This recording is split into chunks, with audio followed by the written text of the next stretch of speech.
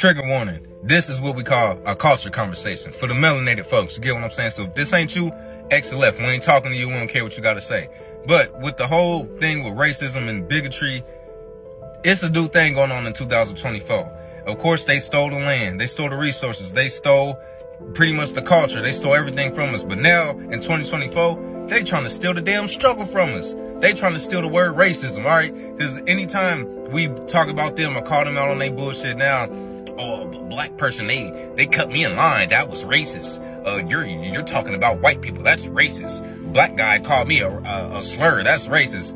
Black person might have been prejudiced to you. They might have been mean to you. They may have been ignorant to you. They may have been an asshole to you, but they wasn't racist to you because we don't have the power to be racist. You get what I'm saying? We don't have the power to, deny you a bank loan or give you a longer jail sentence or deny you jobs or make you check off on the box what your race is. You get what I'm saying? We don't own the judicial system. We don't have law enforcement up under our control. We don't have the KKK running the country last I checked.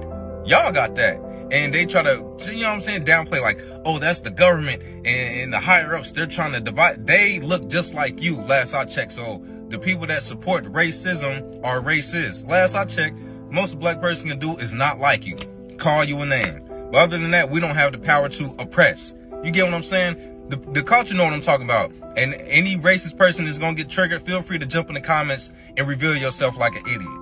My opinion is that it takes a dedicated level of narcissism to be able to proudly sit in your car and talk down upon black people the way you did. Sure, in your mind, you think I'm sticking up for black people because I'm tired of all these white people speaking as if black people have the ability to be racist. And this tired argument that a lot of people still use to try to make black people seem incompetent needs to stop some way and somehow. You go through this channel and you will see that there are examples of black people in prominent positions that will restrict access for white people or make it seem as if it's perfectly fine to separate individuals based on the skin color. And for some reason, doing that seemingly makes me out to be a raccoon. I don't know why, because raccoons are very small and they live in the trash. I don't want to be a raccoon. I would much rather be a tortoise because I'm very slow. But the fact that you are so confident to disrespect your own group of people to where you are confident in saying that there are no black people in the position to give a longer sentence to somebody, you're fucking lying through your teeth for no reason. There are black judges out there. There are black attorneys out there. There are black lawyers. There are black defense lawyers. There are black people who can absolutely give a longer sentence to somebody based on whatever constitutes them committing a crime. You mean to tell me, based on your logic, that there are no black people that work at a fucking bank and won't look at somebody's credentials or their credit or their history with finances and say, we're going to reject you on this loan? Congratulations. In your fighting to prove that black people can't be racist, not only did you bother me to make it seem as if I had to go and see for myself if black people exist in these job descriptions, you also disrespected black people who bust their ass for these jobs. Because if you listen to black people, they'll tell you it's hard to get these jobs because they got to go up against the white people and their supremacy because the white people know everybody and it's hard for a black person to get these jobs and the black people don't get equal pay. I'm gonna keep it real with y'all. I feel like legitimately I would have died if I stayed at my place of work for any longer than I did. That place was so toxic. I had white colleagues, white women in particular, who would cry after me naming very gently things that they had said or done that were problematic.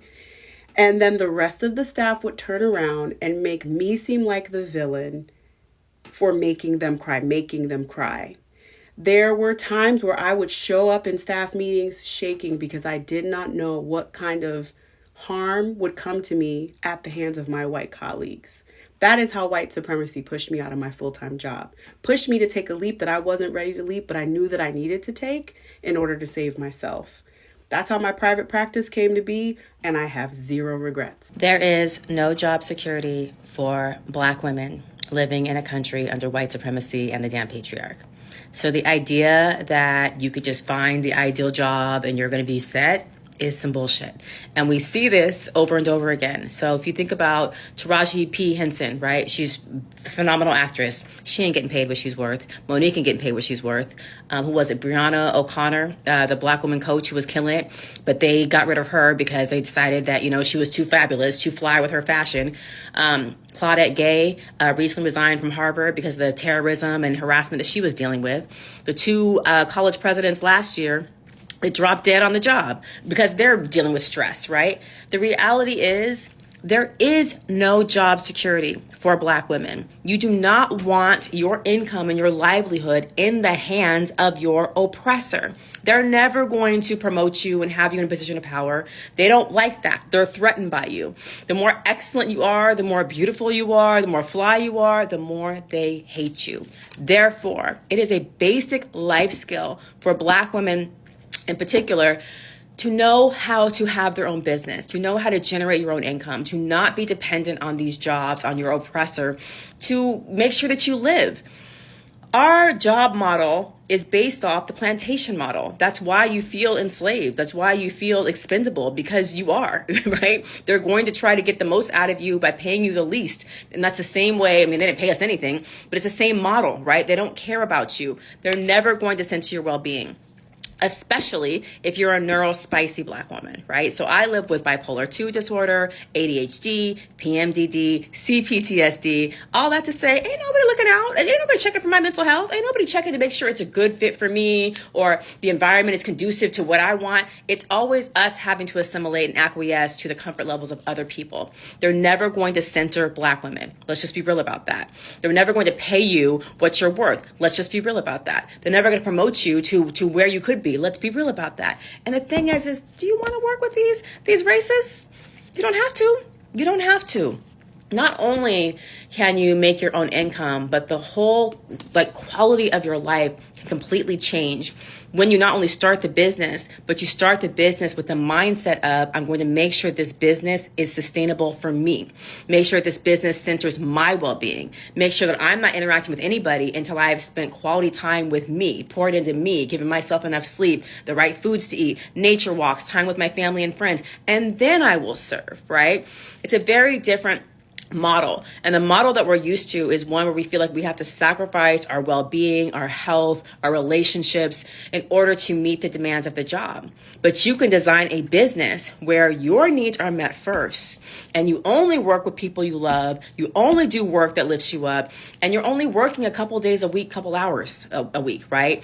Most of my week is pouring into me. Why? Because I live with 4 mental health issues, right? I can't play with my sleep. Having mental health issues means that I'm often not sleeping well, right? I often don't sleep well. So I have to have a lot of time available for me to sleep, because oftentimes the time that I'm supposed to be sleeping, my body is awake, right? So I need to have extra time available in my day to catch up on my sleep if needed. Having mental health issues means I have to exercise every day. I can't play with it. It's not optional. It's a must, or I will go crazy. I have to go take my nature walks. I have to de-stress. I have to be very intentional about my self-care and my well-being every single day, and no job is going to provide that for me. In addition, I get to be in an environment and work with clients that I love, that make me feel safe. No job is looking out for my safety or my comfort. And I get to demand and command what I'm worth, ask for what I'm worth, and get paid really well. No job is trying to pay me what I am worth, right?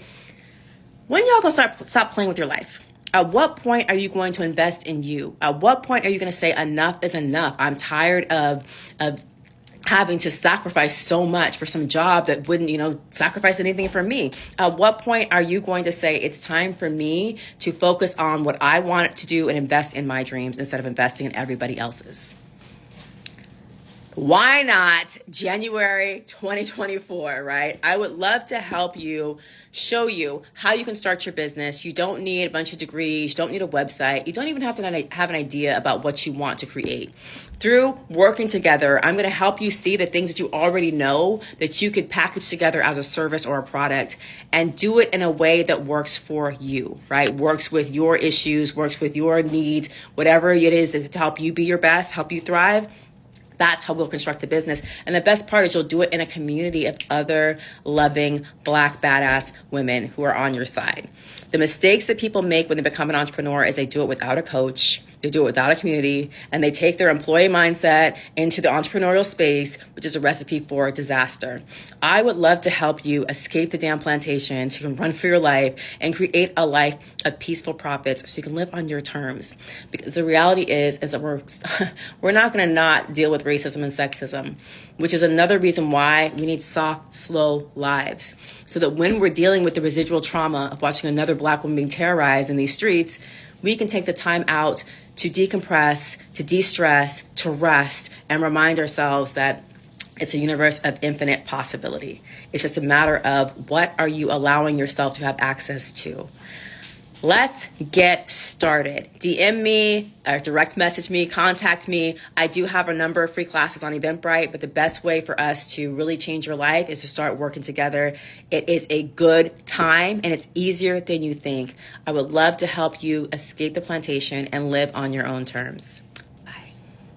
Congratulations in your fight for wanting to sound like the hero. You look and sound like the dumbass. And I would just like to remind a lot of you when it comes to things like this. I understand you really want to rep your team. I understand you want to stick up for everybody who looks like you, has the same skin color as you. But pick your battles, because if you don't, you're going to do a great job pissing a lot of people off. And trust me, it ain't going to be no white person. It's going to be all the Black people, because when they hear you and actually understand what you're saying, they're going to look at you fucking stupid and say to you, you are indeed fucking stupid. Subscribe to the channel. I will see you all in the next one. And I am annoyed that this occurred, of course, during Black History Month.